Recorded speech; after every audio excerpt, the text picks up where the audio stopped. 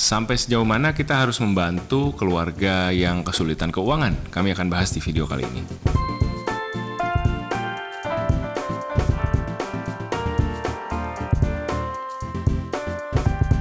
Hai guys, welcome back to our channel. Kembali lagi dengan gue Samuel dan ini istri gue Claudia. Kayak pasangan suami istri kantoran dalam perjalanan memaknai financial independence.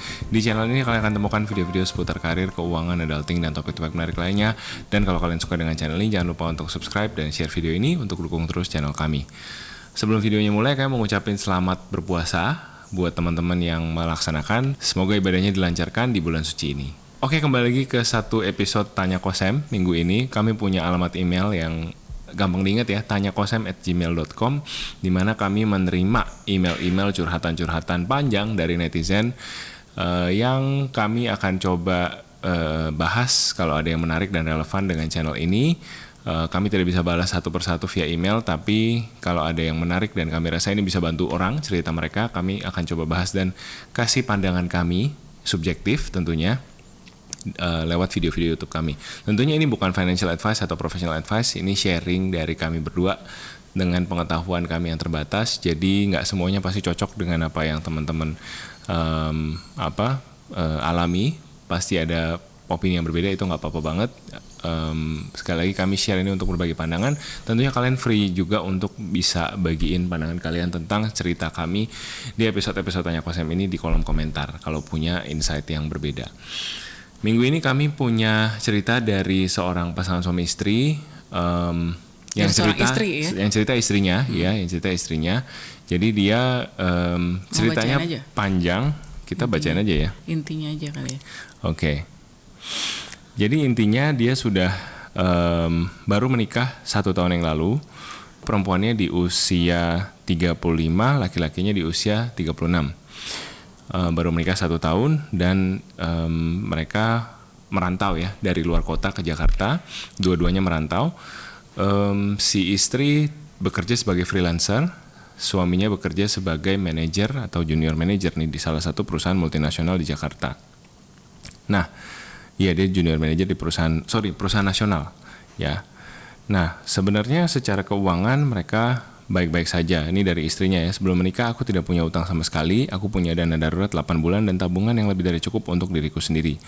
Sebagai freelancer pendapatannya tidak menentu dan tidak menentunya jauh ya. Fluktuatif, bisa 2 juta sebulan, bisa juga 70 juta sebulan. Jadi dia sangat hati-hati dalam merencanakan keuangan dan dia adalah orang yang sangat berani untuk berkata tidak, terutama untuk siapapun yang tiba-tiba datang dan ngutang. Nah, ini perhatikan ngutang ini karena ini big theme of this video ya. Nah, setelah menikah dia masih kerja sebagai freelancer. Nah, suaminya kondisi keuangannya tidak punya hutang juga, tapi piutangnya banyak. Jadi dia menghutangi orang lain sampai triple digit, sampai ratusan juta. Dan yang ngutang adalah orang-orang terdekatnya. Ini kakak-kakaknya sendiri dalam bentuk cash dan ada juga yang dalam bentuk investasi bodong. Nah, ini nggak dijelasin sih ya apa ya, mungkin apa dipaksa untuk berinvestasi jadi downline apa gimana. Suaminya 4 bersaudara, dia anak bungsu. Kakaknya yang pertama pengangguran, kakak yang kedua sudah menikah, punya anak, sudah bekerja tapi terlilit utang miliaran karena lifestyle. Kakak yang ketiga tidak jelas pekerjaannya tapi lifestyle-nya juga high end ya. Lifestyle-nya juga high end. Ya, dan orang tuanya sekarang, orang tua suami, papanya terkena stroke ringan tapi sudah tidak bekerja. Mamanya punya depot kecil-kecilan yang untuk biaya hidup sehari-hari di daerah. Ini kan tadi mereka merantau ya, di kampung halamannya harus cukup ya, tapi malah setiap malam dia pakai untuk berjudi bersama teman-temannya dan setahun 2 kali pergi ke luar negeri untuk judi. Tidak jarang kalah judi belasan puluhan juta. Ini udah kayak film Hong Kong zaman 90-an ya. Ya, oke. Siapa tuh? Chow Yun Fat ya? Chow Yun Fat tapi dia menang terus ya. Itu film. Gak bisa kalah ya. Suaminya adalah orang yang sangat baik hatinya, lembut dan empatinya tinggi, terutama kepada keluarga. Di awal menikah, aku tidak merasakan masalah dalam hal keuangan, sampai akhirnya kami memutuskan untuk membeli rumah dengan KPR 50% gaji suami. Nah, ini hitung-hitungannya ya. Setelah dihitung-hitung dari 100% gaji suami, pembagiannya adalah 50% untuk KPR, 30% untuk keluarganya, 20% untuk kehidupan sehari-hari. Oke, lalu 6 bulan yang lalu anak dari kakak pertama yang pengangguran itu, jadi ponakan si suami lulus SMA dan kuliah ke Jakarta. Ya banyaklah biayanya, harus bayar biaya kos, uang saku, biaya kuliah, beli komputer dan lain-lain. Dan mereka akhirnya diskusi suami istri dan sepakat untuk bantu biaya sekian yang mereka sanggup. Nah ternyata 3 bulan kemudian minta naik, katanya nggak cukup, harus naik 2 kali lipat. 3 bulan lagi naik lagi 5 kali lipat. Jadi udah keberatan banget. Dan waktu suami bilang mereka keberatan, kakaknya marah. Dia bilang egois. Lagi-lagi karena suami baik hati, nggak enakan, nggak bisa menolak, akhirnya ya udah dibayarin juga. Ya itu ya tadi yang walaupun di atas jumlah yang sudah disepakati di awal. Nah jadi kayaknya si istri udah pusing banget, udah anxious terhadap kondisi keuangan kami. Terus apalagi keluarga suami kayaknya tipe-tipe orang yang aji mumpung, dan ketika ada masalah cenderung cari bantuan dan ngerepotin orang lain daripada bertanggung jawab atau cari solusinya sendiri. Nah ini ya punya 5 pertanyaan nih yang mungkin Sam dan Clau bisa kasih perspektif. Yang pertama, gimana caranya biar suami ngerti bahwa it's okay to say no, it's okay to draw the line, it's okay untuk punya pendapat. Nah misalkan tetap mau bantuin nih si ponakannya, kan bisa aja, oh ya kita mungkin cari sekolah yang lebih murah yuk, atau mungkin kita coba cari beasiswa yuk, atau mungkin cari sekolah malam misalkan, siangnya kamu bisa coba cari kerja, atau ya udah kita nggak usah kuliah di Jakarta, kuliah di kota lain yang mungkin biayanya lebih murah. Jadi maksudnya suaminya dia juga, istri juga bilang jangan bantu gitu ya. Sebenarnya istri juga bilang oke, bantu tapi sekuatnya gitu, jangan semuanya diturutin sama mau keluarganya gitu ya. Maksudnya sampai di batas sampai jauh melebihi batas kemampuan yang mereka bisa bantu. Nah ini mungkin poin pertama dulu kali ya kita bahas. Poin pertamanya adalah tadi gimana caranya biar suami ngerti bahwa it's okay to say no, it's okay to draw the line. Karena prinsip suaminya adalah, ini suaminya rohani sekali nih, kasihilah orang lain seperti kau mengasihi dirimu sendiri, dan kalau berbuat baik nanti Tuhan cukupkan. Jadi gimana ya? Iya, jadi mungkin kalau dari poin 1 ini saya sebagai keluarga sandwich generation dan papa udah nggak ada penghasilan tetap dari SMA, saya termasuk ini ponakan yang banyak dibantu sama tante-tante sebenarnya. Ya saya nggak tahu seberapa banyak detailnya ya, karena kan orang tua juga nggak terlalu cerita ya. Tapi saya tahu mereka banyak bantu banget keluarga saya waktu anak-anak masih kecil, belum ada pendapatan. Tapi ya kalau saya pribadi saya ngelihatnya justru waktu saya banyak dibantu oleh beberapa orang tante yang baik hati. Satu orang tante bahkan dia bukan keluarga ya, maksudnya dia adalah istri dari kakaknya papa gitu, jadi bukan keluarga langsung gitu ya, justru in-law itu, tapi tetap baik banget. Dan saya justru growing up jadinya punya goal gimana caranya saya harus financial independence gitu. Maksudnya bukannya independence seperti kayak FIRE ya, belum kepikiran lah waktu itu. Yang kepikiran cuman gimana tidak caranya saya nggak bergantung ke orang lain, saya nggak ngutang ke orang lain, saya bisa support orang tua sendiri, saya bisa support diri saya sendiri. Ya udah itu aja tujuan hidup saya. Dan saya bersyukur waktu growing up ya ada tante-tante ini yang baik hati, yang membantu gitu ya, dan mereka juga kayaknya nggak pamrih gitu ya, bukan yang kayak hitung-hitungan. Nah tapi balik lagi ke cerita ini kan, kita susah ya menilai orang gitu ya. Tapi satu hal yang pasti yang saya lihat dari tante saya yang membantu adalah mereka membantu sesuai kemampuan mereka gitu ya. Saya nggak ngelihat mereka sampai kayak misalkan sampai sampai yang ya, maksudnya saya kelihatan lah ya kan, maksud mereka udah punya rumah, udah punya mobil dan lain-lain. Mereka juga udah ada anak-anak yang anak-anaknya juga sekolahnya baik-baik gitu ya. Lalu ya mereka bantu. Jadi ya saya menarik kesimpulan dari fakta-fakta tersebut bahwa sebenarnya mereka juga membantu dari kecukupan mereka gitu, nggak sampai mengambil kenyamanan mereka hidup terus buat bantuin orang lain tuh enggak gitu. Jadi mungkin itu dulu kali yang harus diperhatikan ya. Gimana pun juga kan kalau mau bantu orang, kitanya sendiri kalau bisa jangan sampai mati gitu ya. Maksudnya contohnya gini lah, misalnya kita mau donor darah gitu ya, kita mau donor darah kan pun kita saking mungkin hatinya baik banget, ada banyak banget orang yang ada darah, terus kita sumbangin semua darah kita kan nggak bisa juga gitu ya. Kita kan ada dosisnya. Batas normalnya. Donor darah tuh ada dosisnya. Oke lah nanti misalkan maksimal setiap kali donor darah sekian liter gitu ya, saya juga nggak pernah donor darah, sekian liter darah yang didonorkan.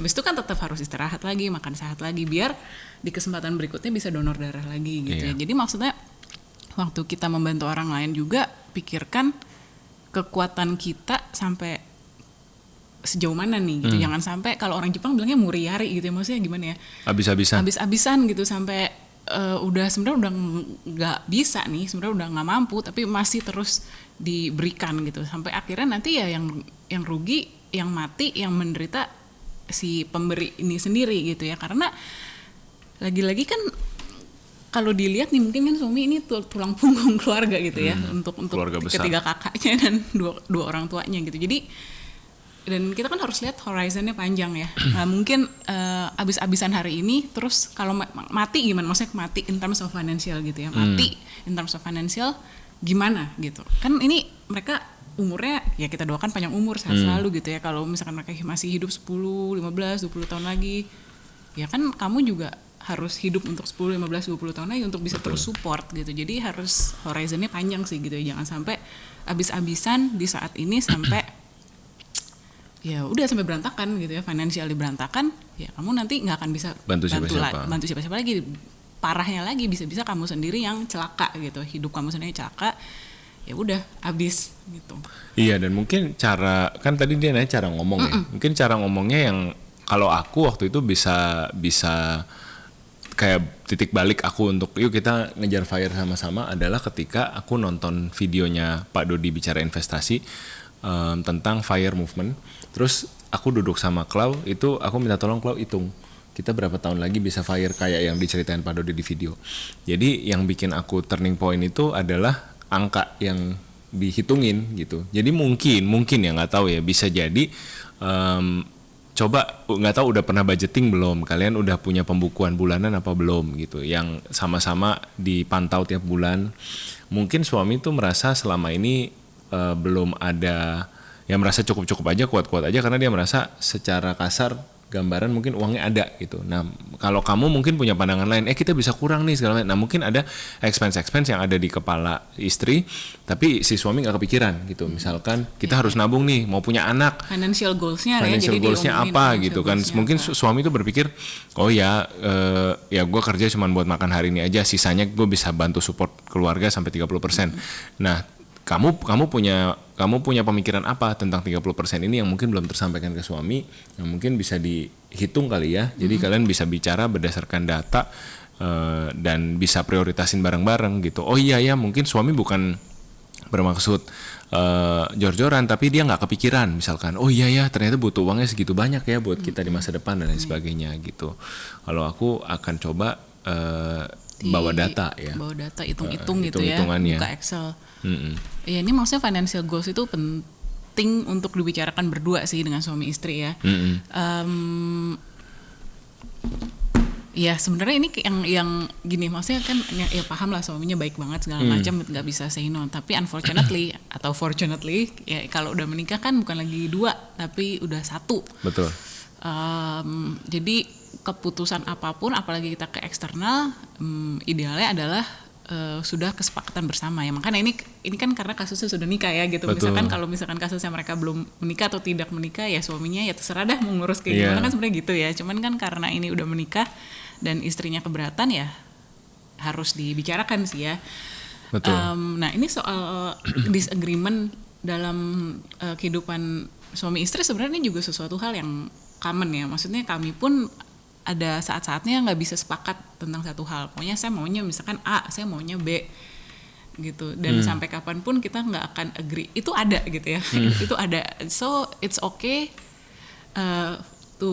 it's okay to agree for this. It's okay to let's agree to disagree. Ya, jadi ngomongnya let's agree to disagree gitu. Jadi kalau udah kayak gitu sih yang biasanya kita lakukan adalah misalkan contohnya nih soal uang ya, misalkan soal ini kayaknya udah pernah share juga nih, misalkan soal belanja barang-barang hobi atau barang-barang tersier lah ya, kita ngomongnya yang sebenarnya nggak perlu amat. Sam sukanya tuh tipe barang yang mungkin perintilan kecil-kecil kalau aku jarang banget belanja barang perintilan, tapi sekali beli pokoknya mau barangnya yang bagus, yang aku yakin aku akan pakai lama gitu. Aku suka kualitasnya, aku suka modelnya, tapi aku mau pakai lama. Jadi sedangkan Sam untuk barang-barang seperti itu dia nggak peduli gitu ya. Dan sebaliknya saya pun nggak peduli barang-barang perintilan gitu. Contohnya Sam tuh rajin beli coaster buat tatakan gelas di rumah. Kalau saya nggak peduli gitu ya, kayak ya udahlah bisa pakai tisu atau pakai lap gitu, atau ya kalau basah ntar tinggal dilap aja, nggak usah lah pakai tatakan gitu ya. Tapi Sam suka. Ya itu kan berarti disagreement ya. Dan itu lumayan sering bikin ribut kecil karena sebel gitu. Kita nggak bisa ngelihat dan nggak bisa ngerti kenapa sih itu orang suka banget begituan, dan sebaliknya Sam juga sebel gitu, kenapa sih saya suka barang yang seperti itu. Ya akhirnya biar nggak ribut terus, kita sepakat untuk set up budget gitu ya. Jadi semacam kita punya budget jajan, budget senang-senang, ya. Budget senang-senang tahunan sekian. Silakan. Nominalnya sama, Sam sama, saya sama. Ya udah terserah deh kita mau belanjain bagaimana gitu. Mau belanjain sekali bom abis itu langsung budgetnya ya boleh gitu ya, mau belanja kecil-kecil tapi banyak banget dalam setahun ya boleh, pokoknya budgetnya maksimal sekian. Nah setelah ada itu ya lumayan ya, berkurang, walaupun kadang-kadang pas beli tetap aja sebel gitu, kayak ya ampun saya ngapain beli kayak gini, tuh tetap ada gitu ya, tapi seenggaknya berkurang ya ribetnya. Nah mungkin balik lagi ke kasus ini, ya karena kalian udah menikah, mungkin ada perbedaan pendapat harus bantu seberapa banyak. Ya menurut saya pribadi sih tetap harus berpegang teguh ya pada kesepakatan itu. Misalkan tadi 30% mau bantuin dari gaji suami, 30% untuk support 30% gede loh, saya sih tidak rela. 30, ya kita kasih Tuhan aja 10% loh gitu ya. Kasih Tuhan aja 10%. Ini maksudnya ini pribadi ya, tapi ya udah kebaikan hati suaminya luar biasa ini gitu kan. Ya udah intinya kalau emang sudah sepakat tadi segitu, ya udah harus berani say no. Ya ini ada quote bagus yang si Klo ketemu nih kemarin pas lagi kita bahas, kita mempersiapkan video ini. Quote-nya bilang, givers have to learn to set limits because takers don't have any. Kita yang memberi harus belajar untuk punya batas. Karena mereka yang menerima seringnya tidak punya batas. Tidak tahu batas. Tidak tahu batas. Ya, selama dikasih mereka akan terima terus gitu. Ya gue pakai kata-kata mereka terkesan apa ya, mereka orang jauh gitu. Cuman maksudnya ya terlepas dari siapa yang diberi ya, karena menurut aku kalau urusan materi, kalau urusan uang ini susah gitu. Yang tadinya keluarga, yang tadinya orang dekat, kalau udah uang terlibat tuh susah, beda urusannya gitu. Bisa nanti main perasaan, bisa hubungan yang baik jadi kurang baik karena uang gitu. Jadi kami pun juga kami pun pribadi tidak membiasakan diri seperti ini gitu untuk meminjam-minjamkan uang gitu. Kalau memang ada kebutuhan keluarga, ada orang sakit, ada orang tua sakit misalkan, ya memang kami bantu. Darurat ya itu. Darurat gitu ya. Tapi misalkan yuk kita berbisnis sama-sama, yuk kita ini itu agak susah sih kalau di kami invest apa. Apalagi gitu. Ini kita udah jelas tahu misalkan mamanya buat judi tiap malam.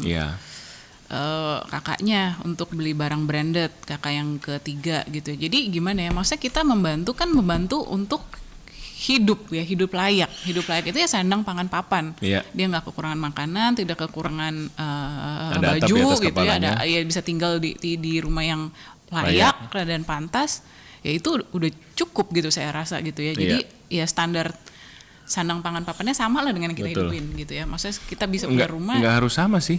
Ya maksudnya standar yang manusiawi lah gitu kan. Yang manusiawi, yang layak betul. Ya. Iya, jadi asal hidupnya layak. Kalau memang merasa kurang bantuannya untuk hidup layak, ya kalau mau hidup mewah ya harusnya bekerja sendiri ya. Gimana cara solusi sendiri, bukannya minta bantuan dari orang lain untuk bisa hidup lebih dari layak gitu, gimana ya? Iya.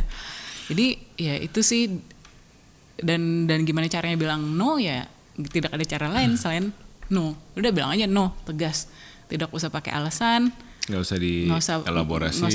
Nggak usah di sugarcoat. Nggak usah kasih pembenaran.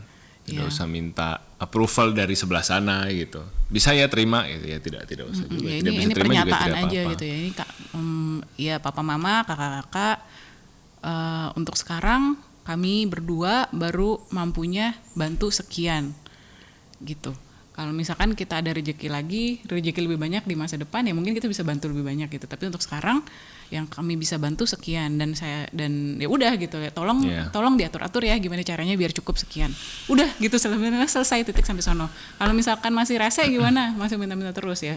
Ya harus jaga jarak mau nggak mau gitu. Memang ini sulit. Tapi ya gimana lagi dong gitu ya. Kan kalian juga harus ada hidup yang harus ditata gitu. Dan apakah ini egois? Menurut saya sih enggak gitu ya. Karena kan hidup kita harus ada kita dua pilihan nih hidup, mau bertanggung jawab atau tidak bertanggung jawab. Ya kalau kalian berdua memilih bertanggung jawab, ya inilah jalannya gitu. Atau kalian nggak mau bertanggung jawab aja gitu sama hidupnya kayak mereka. Ya udah nggak usah ada prepare tabungan gitu kan, ya udah habisin aja semuanya buat bentuk keluarga gitu. Menurut saya itu tidak bertanggung jawab sih gitu ya. Karena nanti kalau ada darurat apa ya udah gitu crumble semuanya. Betul. Termasuk kalian gitu, dan kalian sebagai orang yang satu-satunya ya yang kayaknya tulang punggung dan tanggung jawab, ya tetaplah pada jalur yang bertanggung jawab gitu.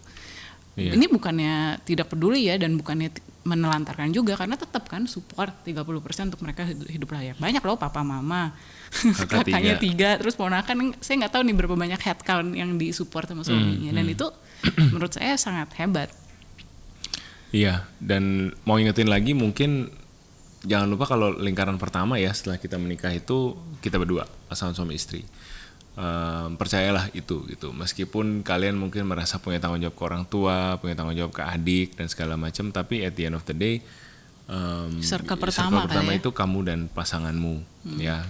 Kalian menikah, memutuskan untuk hidup bersama, ya bahagiakanlah satu sama lain dulu sebelum ngurusin orang lain, karena sudah jadi satu itu. Betul. Loh bukan lagi 2 gitu sih. Karena apa yang kamu lakukan ke istri gitu ya, ada hal-hal yang ini dari point of view suami ya, istri tuh mendem kan, dia nyimpen gitu, ada hal-hal yang dia mungkin nggak utarakan tapi dia simpen, dan pada waktunya nanti kalau udah meledak karena kamu bikin salah dia simpen, tabung, kalau udah ting udah sampai batas duar meledak gitu ya. Nah itu nggak enak gitu, itu tidak enak berantemnya tentu saja, tapi kan kalau dipikir-pikir awal-awal kan kamu nikahi untuk bahagiakan kan, kamu janji segala macam, gombalin bolak-balik gitu kan, sampai akhirnya dia luluh, kamu nikahin.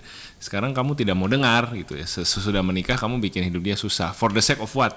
For the sake of bantu keluarga atau apapun lah. Bukan hanya kasus ini ya, maksudnya berbisnis lah di luar apa segala macam. Maksudnya dengerin lah istrimu gitu. Kamu udah menangkan hatinya, ayo terus menangkan hatinya setiap hari. For the rest of your life gitu, jangan berhenti. Kalau aku sih speaking to the husband ya, itu sesimpel itu. Mungkin ada, aku nggak tahu ya, mungkin ada hutang budi atau ada perasaan tidak enak atau gimana yang dilakukan, yang kamu mungkin ada pertolongan dari kakak-kakak yang kamu terima di masa lalu ya. Kalau memang itu kewajiban tertulis, misalkan kamu pernah berhutang sekian ya kembalikan. Kalau itu sebatas tekanan mental, kamu dibikin terintimidasi, itu namanya victim mentality, gaslighting atau apa gitu. Maksudnya kalau nggak ada hitam di atas putihnya, tidak usah merasa tertekan untuk membantu. Namanya orang baik itu selalu ada batas gitu ya, dan kita bebas kok menarik batas kita sendiri gitu, mau sampai sejauh mana gitu. Ada yang bagus kata-katanya dari kaos Uniqlo Sam bertahun-tahun yang lalu, kita pernah waktu kita pacaran di Jepang, the kind is not the same as wimpy. Nice is not the same as wimpy gitu. Jadi kita berbaik hati tidak sama dengan kita lemah gitu ya. Jadi bisa di push over gitu ya, dimanfaatin. Gitu. Iya, nomor 2 udah kan. Nomor 2 tadi batas udah ya. Nomor 2 gimana caranya komunikasi secara efektif? Ya ini udah tadi ya, bahwa kita keluarga baru punya cita-cita udah. Nomor 3 sampai batas apa kita beri bantuan secara finansial ke keluarga? Ya tadi udah ya. Pokoknya ya batas masing-masing keluarga beda-beda, yang penting sepakat sama istri, dan abis itu ya udah stand your ground. Cuman bisa segini. Kalau misalkan emang sering dikatain atau dinyinyirin atau itu, ya udah nggak usah dibaca gitu ya, di mute forever atau keluar dari grup keluarga, nggak apa-apa gitu, karena you have to prioritize yourself, your sanity. Dan again, ini bukan berarti kita menelantarkan mereka, karena kita tetap support, cuman ya kita nggak bisa dengar nyinyirannya itu kan nggak apa-apa itu ya, for your own sanity. Betul. Oke, yang keempat, melihat suami yang selalu berkata ya secara finansial pada keluarga, sekalipun dia tahu aku nggak sepakat buat membuat aku ngerasa bukan prioritas dalam hidupnya. Ya sudah pasti tadi kan. Ya, tadi ya, Jawaban tadi udah udah terjawab lah. Nah, yang terakhir, suami ingin punya anak, sementara lihat kondisi keuangan kami, aku ngerasa ini bukan keputusan yang bijaksana untuk punya tanggung jawab baru. Apalagi sebagai ibu, aku pasti maunya mengutamakan anakku sendiri, bukan mertua, apalagi ponakan. Sementara suamiku sebisa mungkin semuanya diutamakan sampai mengorbankan dirinya sendiri, yang mana itu akan sangat sulit. Saat ini aku lebih fokus untuk kumpulin dana darurat dan dana pensiun karena aku nggak mau ngerepotin siapapun pada saat kami tua nanti. The chain must be broken. Ini mungkin maksudnya the sandwich generation chain ya. Kalau aku bilang gini suamiku tersinggung. Iya. Nah ini juga sebenarnya aku relate banget ya. Salah satu alasan kenapa kita nunda punya anak, karena kami menikah di usia 25, baru memutuskan punya anak, mencoba punya anak di usia 30-an ya, 29-30. Ya maksudnya walaupun ini umurnya beda ya, kalian kan jauh lebih senior daripada kami. Tapi maksudnya ini keputusan untuk menunda punya anaknya itu yang kami relate gitu ya. Karena saya juga maunya putus dulu sandwich generation, saya maunya saya sendiri beres dulu secara keuangan, baru punya anak gitu, karena punya anak itu kan komitmen yang besar ya, dan sebenarnya bukan cuman butuh kesiapan finansial tapi juga kesiapan emosional, kesiapan fisik. Nah ini sebenarnya semua harus balance ya. Kadang-kadang kita punya uangnya udah cukup tapi ya emosionalnya gitu atau fisikalnya belum siap ya gimana gitu. Jadi sebenarnya harus disiapin sih semuanya. Sisanya kita doa gitu ya. Lagian kan kalau soal punya anak lagi-lagi itu bukan soal kita mau atau enggak gitu ya. Banyak faktor nih, Tuhan kasih atau enggak yang lebih penting ya. Juga. Tapi ya itu kita siapin, sambil siapin kalau ngerasa kurang lebihnya udah siap ya baru kita berdoa dan mencoba gitu kan punya anak ya. Menurut kami sih begitu ya, mungkin ada yang beda pendapat gitu kan, anak jangan ditolak-tolak atau jangan ditahan-tahan ya. Itu mungkin orang lain ya, gimana orang lain ya. Tapi kan kita bertanggung jawab kepada masing-masing, ke diri sendiri, tanggung jawab kepada Tuhan ya. Tuhan yang tahu lah ya hati kami seperti apa gitu, dan hati kalian juga seperti apa gitu ya. Iya. Buat aku, sorry, kamu. Iya, jadi pada akhirnya sih kalau si istri masih ngerasa belum siap, menurut saya sih nggak bisa dipaksain ya. Iya, setuju. Karena ya ujung-ujungnya anak ini kan nanti paling, apalagi di usia baby gitu ya, dari lahir sampai mungkin 2-3 tahun pertama itu paling dekat sama mamanya gitu. Kalau mamanya nggak siap, mamanya belum mau punya anak, nanti kalau baby blues gimana, stres gimana. Kalau mamanya stres, anaknya pasti juga stres. Kalau mamanya nggak happy, anaknya pasti juga nggak happy. Ya trust me gitu on that ya. Kita dengar banyak kasus-kasus bahkan nggak ibu muda gitu ya, ibu-ibu yang waktu itu ada di Thailand, sebenarnya dari keluarga ekspat, lumayan berada, tapi dia bunuh diri gitu. Betul. Anaknya masih baby. Banyak dengan kasus-kasus kayak gini gitu, dan baby blues atau stres gitu, depresi pada ibu, terutama ibu muda itu nyata adanya gitu. Jadi kalau saya sih, kalau emang saya nggak siap, saya akan ngomong saya nggak siap gitu, daripada sok-sok siap gitu habis itu lepas tangan gitu, nggak tanggung jawab dan merugikan semua orang, termasuk anak kamu sendiri nanti. Betul. Kalau buat saya pribadi ini isu yang sangat dekat dengan hati saya ya, the whole email gitu. Karena mungkin growing up melihat ini juga terjadi sedikit banyak di dalam keluarga. Orang tua kedua sisi, papa dan mama sama-sama keluarganya besar. Mereka datang dari keluarga yang anaknya banyak, dan over the years growing up itu resources keluarga banyak dipakai untuk membantu ponakan-ponakan, adik-adik dan kakaknya papa mama yang silih berganti datang minta bantuan. Mungkin juga mereka tidak minta bantuan, tapi papa menawarkan atau mama menawarkan, dan ya memang saya pun dibantu sih gitu to some extent ya oleh beberapa teman-teman papa yang lebih wealthy. Pada saat misalkan mau keluar negeri ada simbolis dikasih angpau gitu ya. Memang ini isu yang susah dibahas karena apalagi kita di timur, tradisi saling membantu, budaya kekeluargaan dan lain sebagainya gitu. Tapi di dalam rumah menurut aku yang harus kita prioritasin sekali lagi gitu ya. Kamu udah memenangkan hati perempuan ini, udah kamu ajak nikah, ayo bangun bahagialah sama-sama. Kamu prioritasin apa? Cari apa lagi gitu? Cari validasi apa dengan melakukan semua hal itu di luar. Tapi istrimu tidak bahagia, itu buat apa gitu kan? Sama saja. Ini aku lihat suaminya cukup rohani kan, berarti mungkin dia baca ada ayat tentang kuburan yang dilapur putih gitu ya. Di luarnya bagus gitu kan, batunya marmer gitu, tapi di dalamnya ada jasad yang sedang membusuk gitu kan, ya, bau gitu ya. Jadi yuk beresin yang dalam dulu, beresin yang keluarga kita dulu. Aku juga nggak bilang ini kan kita keluarga paling beres, si paling beres gitu ya. Enggak gitu. Kami juga punya banyak masalah, tapi saya selalu belajar untuk nggak berusaha untuk sebisa mungkin nggak bikin dia susah. Berusaha untuk sebisa mungkin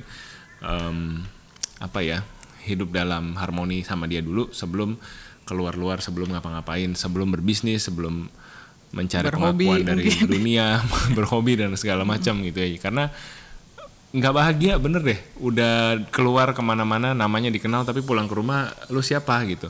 Ini momen-momen ini pernah kita alami juga mungkin 1-2 tahun lalu gitu, pada saat karir aku lagi naik-naiknya di kantor, tapi pulang ke rumah istri pada saat itu posisinya juga kerja WFH, anak masih kecil banget dan dia nggak happy gitu dengan kondisi dia. Ditambah lagi aku pulang boro-boro mau dengerin cerita aku dipuji bos tadi di kantor segala macam.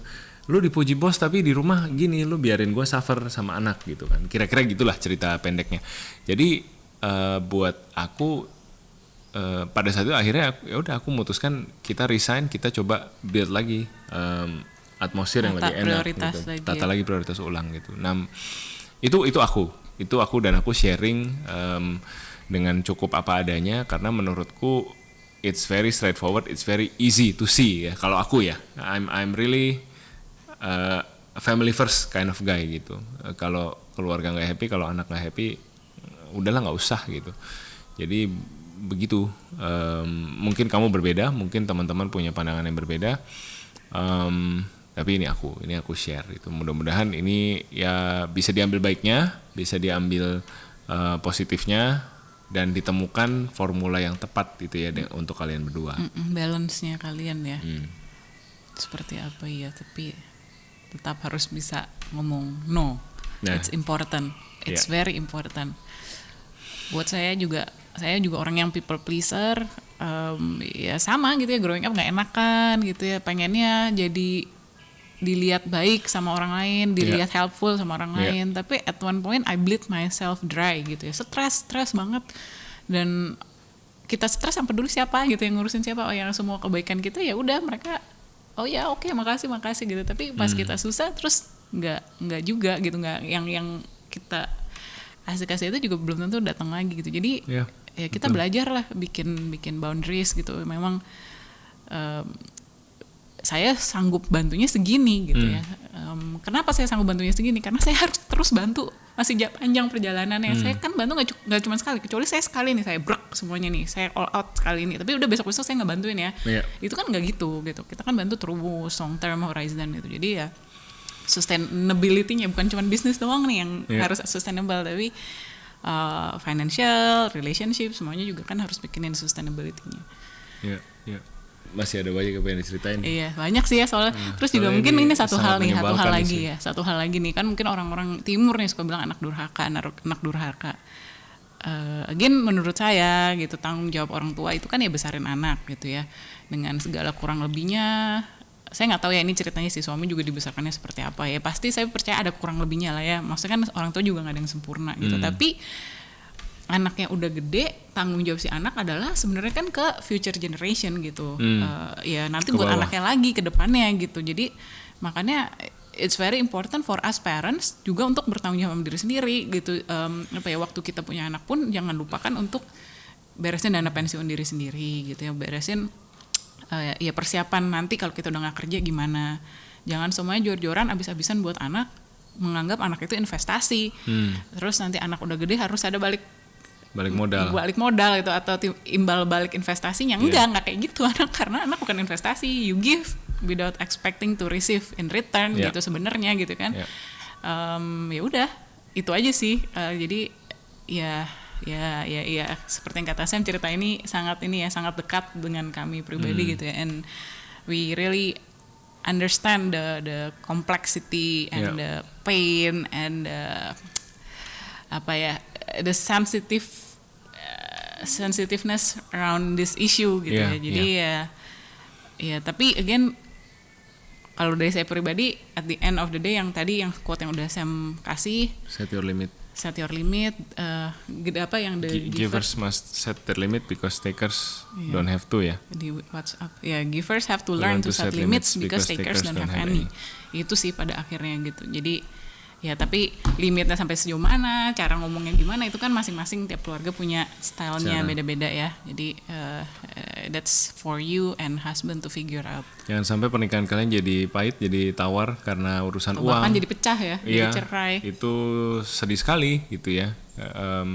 Banyak karena banyak pernikahan yang jadi bermasalah karena uang. Itu salah satu isu terbesar dalam keluarga. Ya, itu alasan terbesar perceraian ya kalau nggak salah. Kebahagiaan istri bukan hanya dengan diberikan kata-kata manis dan dielus kepalanya gitu ya. Istri juga perlu diberikan waktu ke salon. Ada nggak budget buat istri ke salon? Ada nggak budget buat istri jalan-jalan ke Bali girls time sama teman-teman perempuannya gitu ya. Itu ada di kami saya lakukan dan